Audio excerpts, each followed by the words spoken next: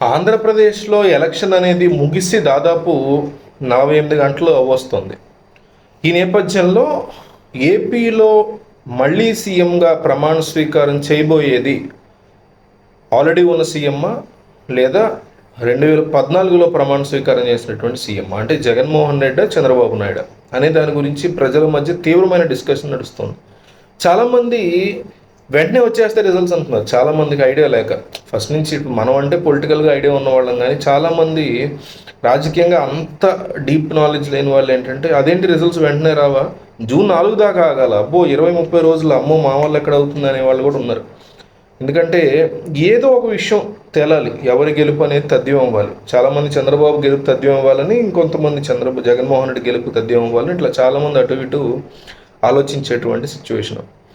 ఈ నేపథ్యంలో చంద్రబాబు నాయుడు నేను అంటూ జూన్ 6వ తారీఖు ఉదయం 11 గంటలకి చంద్రబాబు ప్రమాణ స్వీకారం చేయబోతున్నారు అని తెలుగుదేశం పార్టీలోని కొంతమంది చాలా కాన్ఫిడెంట్గా చెప్తున్నారు.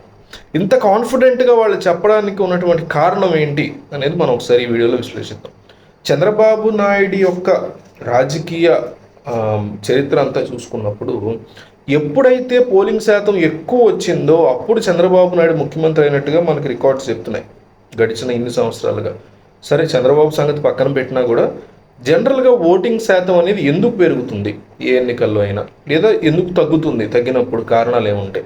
ఓటింగ్ శాతం ఎప్పుడైతే తక్కువ వస్తుందో అప్పుడు ఏంటంటే జనాలు బయటికి వచ్చి మేము ఓటేయాలని ఇంట్రెస్ట్ చూపించట్లేదు, ఎందుకంటే మాకు ఆల్రెడీ ఉన్న ప్రభుత్వం సరిపోతుంది, మీ తిప్పలో మీరు పడండి అనేసి. అంటే గతంలో దీని మీద అవగాహన తక్కువ ఉండటం వల్ల కూడా కావచ్చు, ఇది ఒక్కటే రీజన్ అని నేను చెప్పట్లా, ప్రతి సందర్భంలోనూ కూడా నేను చెప్పట్లా. 10కి ఒక 7-6 సందర్భాల్లో, అంటే మెజారిటీ సందర్భాలు అయ్యాయి కదా.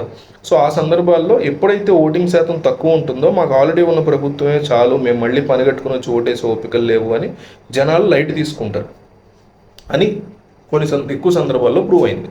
ప్రతి సందర్భంలో అయితే కాదు, ఇందా చెప్పినట్టు. అట్లాగే మొన్న ఎన్నికల్లో అంటే 2019 ఎన్నికల్లో 79% పోలింగ్ వచ్చింది. అందువల్ల ప్రభుత్వం యొక్క మార్పు జరిగింది. సో ఈసారి 81 దాటే పరిస్థితుంది పోస్టల్ బ్యాలెట్తో కలుపుకుంటే. ఇప్పటికీ 80.66% వచ్చింది.